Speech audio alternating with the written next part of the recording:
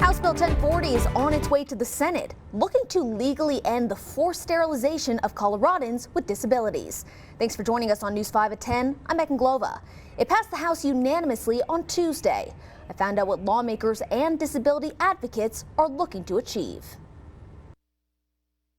It has broad implications around the eugenics era policies that have been in place for a century now. Nearly 100 years ago, the U.S. Supreme Court upheld a ruling allowing states to sterilize people deemed unfit. What does current law look like in terms of forced sterilization in Colorado? The way the current law exists, a person who has a disability can, if they object to sterilization, can still be sterilized over their objection if there is kind of a court process, and at the end of that process, a court orders sterilization to occur. Attorney and Disability Law Colorado Public Policy Liaison Jack Johnson says a person's legal guardian or the parents of a minor with an intellectual or developmental disability can petition for court-ordered sterilization.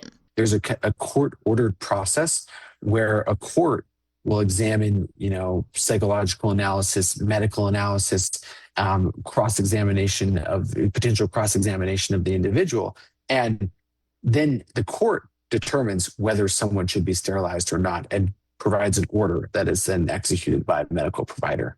House Bill 1040 repeals a large section of current state law.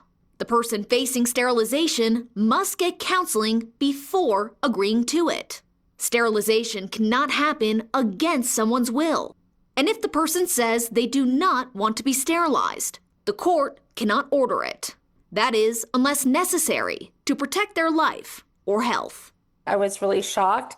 Nikki Bishop is a parent, a clinical social worker, and lives with a disability herself. She emphasized the importance of consent and counseling in this bill, acknowledging the unique relationship between caregiver and a person with a disability. There is a power differential here, and we want to make sure that that piece is being removed and that they're aware that they can access other services. Colorado has not seen a forced sterilization case in over 20 years, but advocates hope this bill will ensure people's protection. It moves Colorado into the 21st century of civil rights related to people's decisions over their own bodies. We can leave some of these old eugenics-era policies in the past. And the hope is to get this bill on the governor's desk by next month.